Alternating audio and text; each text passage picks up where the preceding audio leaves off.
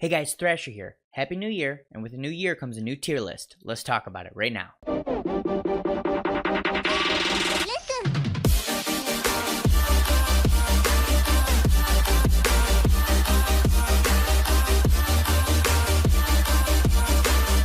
Okay, first thing I want to do before we actually jump into the rankings is give a huge shout out to everyone that actually helped, gave me some input, a little bit of feedback. Big thanks to Supreme Caramel and Bebop. I have both their channels linked down below. Go check those out. Also, everyone on my Discord, Majin, Vicious, Spider, Zell, all you guys, thanks. It was very helpful.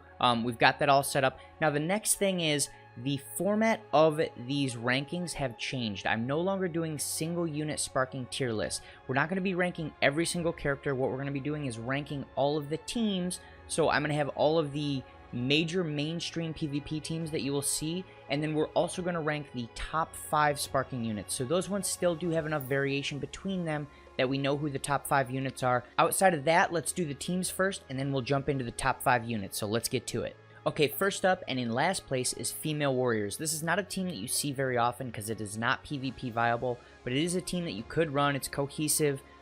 The problem here is that they don't have a ton of damage potential. The blue 18 does do reasonable damage to a very specific team who's actually not much higher on the tier list, which is one of the reasons that this team is not very viable. But the other reason is they don't have a ton of utility, they don't do a ton of damage, and they really don't even have a lot of health. So all around, it's not a great team. This is how you're going to see the rest of the teams laid out as we go through here. You're going to see the top 3 units, possibly top 4, depending on the team. Those are your core units. Those are the ones that you're building your team around and you're going to take into battle. And then the ones below will generally be your bench units, so your notable bench units, and then alternate units. So if for whatever reason you don't have one of the core units, or for some odd reason you need to replace one of those core units with another unit, there are some alternates in some cases. So we'll go through those as they pop up, and let's go to the next team. In 8th place is the Hybrid Saiyans. It's unfortunate. This is a team that used to be the #1 team in the meta a few months ago. They've since fallen. They continue to fall. Hopefully they'll come back as the Majin Buu saga units start to roll around and we get Ultimate Gohan, things like that. But currently they just don't have enough defense to deal with the fact that they don't have any utility whatsoever. Their damage is subpar compared to a lot of the current units. It's still good, but it's not great and definitely can't make up for their lack of defense and lack of any type of heavy utility. With that being said, if you look at the core units, you'll see that there's 4 of them instead of 3. That's simply because in order to get the most possible out of your Goten, he has to be with a Trunks, and you actually have the option of running the yellow Trunks, who gets huge buffs for being with the Goten, or you can run the red Trunks if you're against some type of an opponent who needs a red to counter them in some way. Not too much more needs to be said for this team, so let's go on to the next one. In 7th place, we have the Android team. So they have a lot more defense than the Hybrid Saiyans. They have comparable damage, although the Hybrid Saiyans can probably outdamage them, but they also have more utility in general. So all around, the Android team can beat the Hybrid Saiyans, and they have specific units to tear down the Hybrid Saiyan team. With that being said, neither of these 2 teams are PvP viable, which is why it's generally just the Androids versus the Hybrid Saiyans to see which one is better, because most of the teams above these will pretty easily decimate these 2 teams at the moment. Another thing you want to take note of is if you look down in the notable bench and alternate units, those top 3 extreme units are probably your best options for actual bench units because their Z abilities do synergize extremely well with all the other androids, but you do have the purple Android 17 that you could bring as a sort of alternate bench unit where you leave him on your bench, and if for whatever reason you need to bring in a purple unit, you can bring him in. He does give you a lot of utility, he's got reasonable defense, and he has reasonable offense. The problem there is that you're going to lose one of your Z ability synergies at that point, and this team already is lacking a little bit on the stat side in comparison to current top tier teams. And that pretty much rounds out why this team sits in the 7th place. Let's move on to 6th. Number 6 is Regeneration. While this team is not a damage output monster, they do have a lot of utility and they are very tanky. They have multiple units that can heal in multiple ways. They have the locking ability of Majin Buu. They have the green card of Janemba. They have a good amount of utility. The real issue that we're seeing here is that they just don't have the stat spread and kits necessary to have high enough damage potential to really do anything against these top tier teams. And with that being said, this is pretty much our last non-PvP viable team. All of the teams that I've mentioned before you could use in PvP, you can beat someone, who is of lesser skill than yourself, but you probably aren't going to have a legitimate chance against any high-skilled player. Now, from here on out, all of the rest of the teams will be PvP viable. Obviously, higher-ranked teams will give you more of an advantage than the lower-ranked teams, but anything after Regeneration should be usable in PvP and will at least get you into battle rank 50, if not top 10,000. So let's keep going.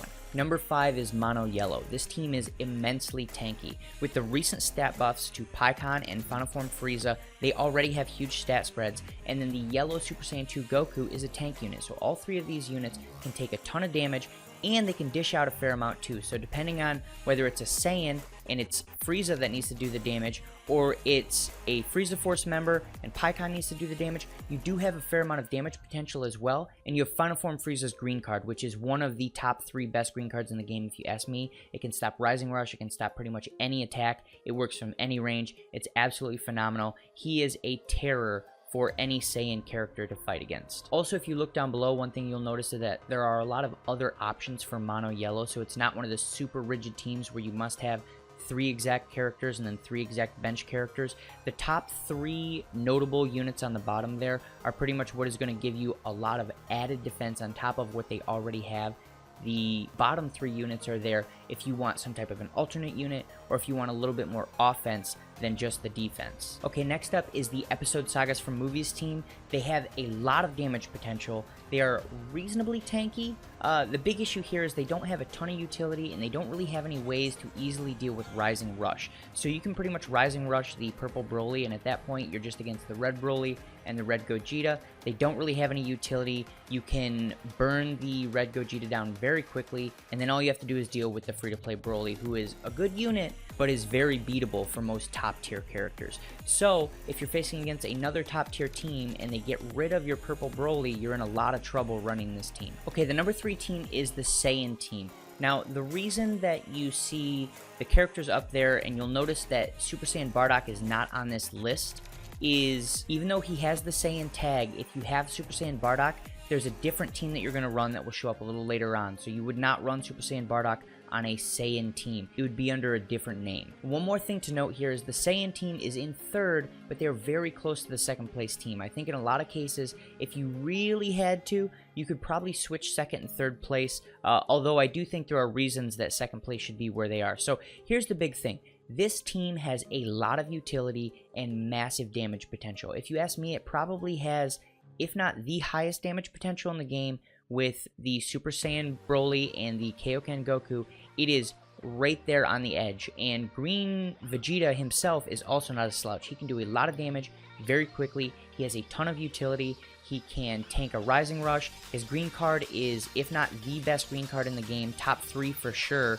He can stack debuffs on the opponent with his green card as well as buff his own damage. Once he tanks that Rising Rush, he then does more damage, and he can heal himself. This team all around is fantastic, and it's very hard to deal with no matter who you bring into battle against it. One other great thing about this team is even though you only see 10 notable units down below, there are many, many more than that. Those are just the best options out of who you could bring. So this team is very, very flexible, and that's one of the other reasons that they're definitely a top 3 team. Okay, now let's move on to number 2. Frieza Force comes in at number 2. You have Final Form Frieza, and you have the Green Vegeta, who have the 2 best green cards in the game, if you ask me. And then you have Captain Ginyu, who has reasonable damage potential, reasonable health, and he supplies that green card to both of them that they badly need. If you're using Green Vegeta and you stack 2 green card debuffs and the green card buffs on top of Vegeta himself against an opponent, that opponent needs to either be removed from battle or you are going to remove them from battle. And that's all there is to it. The Frieza we've already talked about, his green card is absolutely ridiculous. It can stop pretty much any attack from any range.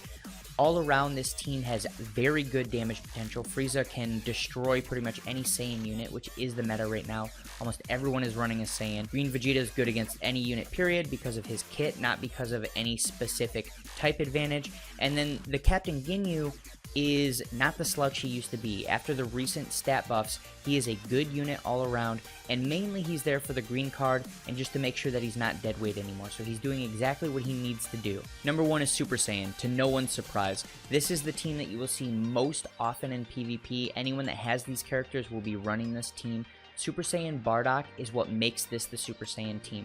When I came out with the tier list last month, a lot of people were surprised that I had Super Saiyan Bardock in 5th place. In hindsight, he was probably better than that. I probably underrated him. He is the best support in the game. His Super Saiyan buffs are absolutely game-changing in almost every single situation. If you're running him with Broly and with Super Gogeta, they have the highest damage potential in the game. They can absolutely delete units. In a lot of cases, they can one-combo a unit. It's almost unfair if you don't have this team, or at least have a couple of these units, and you're fighting these units. The only true drawback to this team is their lack of utility. They don't have a lot of extra things outside of doing a ton of damage and being reasonably tanky, so they need to make sure that they quickly destroy their opponent, because if they stay in the game too long and they let their opponent start to switch the tempo of the game up, Rising Rush the Broly, things of that nature, then you can have a bit of an issue.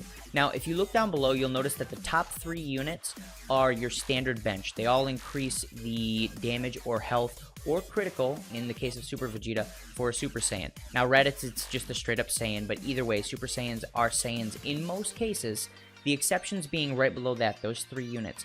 Before we talked about the fact that the hybrid Saiyans are not PvP viable right now, simply because they don't have enough defense. Well, with the buff from Super Saiyan Bardock, they actually are viable again. You can run them on this team. So if you wanted to, you could run Goten, Trunks, and then Super Saiyan Bardock. Now, like I said before, the key to this team is you have to have Super Saiyan Bardock. Even though he may not be the best standalone character on this team, he is the most important character on the Super Saiyan team as far as building it. Now, once you're in battle, it's a little different. But with that being said, this is the #1 team in PvP right now. Okay, so let's move on to the top 5 sparking units in the game. Number 5, Green Vegeta. He just won't die. He's got so much utility, it's unfair. He can tank a Rising Rush. Once he tanks the Rising Rush, he does more damage. He can heal back to 45% health, which is essentially half health, and then he brings the pain because of all the extra damage that he's going to be doing all around in his kit. As you try to attack him, he's going to Vanishing Step and use his green card. That's going to debuff your character and buff his damage further. If he happens to have 2 of them, he's going to stack them, and you're going to die really fast. The simple fact that you can combo off of his green card would make it amazing if it were only a 10% or 15% buff. The fact that it's essentially a 40% buff is absolute insanity, and I don't think there's too much more that needs to be said for this character, so let's move on to number 4. Final Form Frieza. He's been near the top of the tier list since he got his stat buffs. He is an absolute monster now when it comes to fighting Saiyans, and if you happen to be a purple Saiyan who doesn't have any way to nullify the type disadvantage, he's going to put you to sleep in a matter of 1 combo. It's going to be ridiculous. Now, here's the other thing. He has huge utility with his green card. As I've stated multiple times in this video, it can stop pretty much any attack, and it works at any range. It's very easy to get off. He is pretty much the great equalizer on the Frieza Force team and on the Mono Yellow team. He is the reason that those teams are viable, and I see him continuing to be a powerhouse at least for the next few months. So let's go ahead and jump over to number 3. Super Saiyan Bardock. He is the best support in the game. He's the reason that Super Saiyans have the best damage potential in the game, even though there are characters that are not Super Saiyans that actually have better kits and should do more damage. He is a phenomenal unit. Like I said before, I had him ranked at number 5 last tier list, and I was probably underrating him.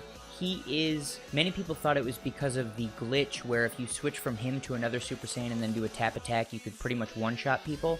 That was just the icing on top of the cake. Even without that, he's an absolutely phenomenal unit.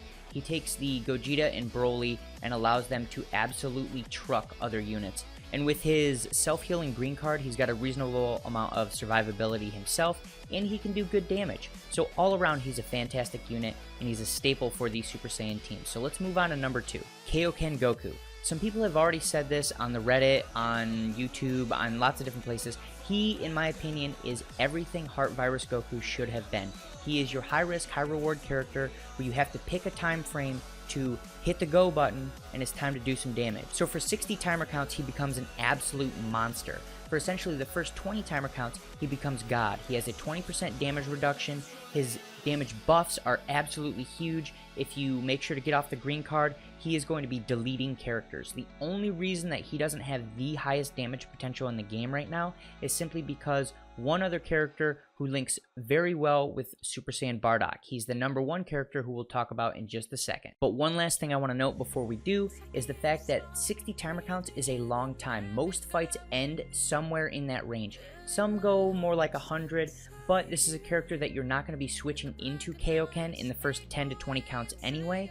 So he's going to be Kaioken near the end of the fight, and by the time that he falls out of it and becomes not necessarily useless, but not a great unit at that point, you've already done so much damage to the other team that the fight may not be over, but the tide has turned in your favor, and it's about to be. So let's move on to #1, Super Saiyan Broly. I don't think there's a lot that needs to be said for this unit. When he transforms, he's got the highest damage potential in the game, assuming that you have him linked with Super Saiyan Bardock on your team. Has blast damage when doing a strike attack, which is ridiculous. He gets a 20% heal when he transforms. He has the ability to remove characters from battle if for whatever reason he doesn't want to fight some specific character. He can reduce the ki of the opponent. And if that weren't enough, he can get rid of type disadvantage when an opponent is fighting him and trying to do damage to him, and he gets a huge damage buff as he takes damage. This unit is absolutely ridiculous, and I'm a little scared to see whatever unit they try to bring out to nullify this character in the future. So with that being said, this is our #1 character, and that is our sparking tier list for the month of January. If you guys have any questions, comments, anything you think needs to be added, throw it down below and let's talk about it. And if you like this content, make sure to like and subscribe, and I'll see you in the next one.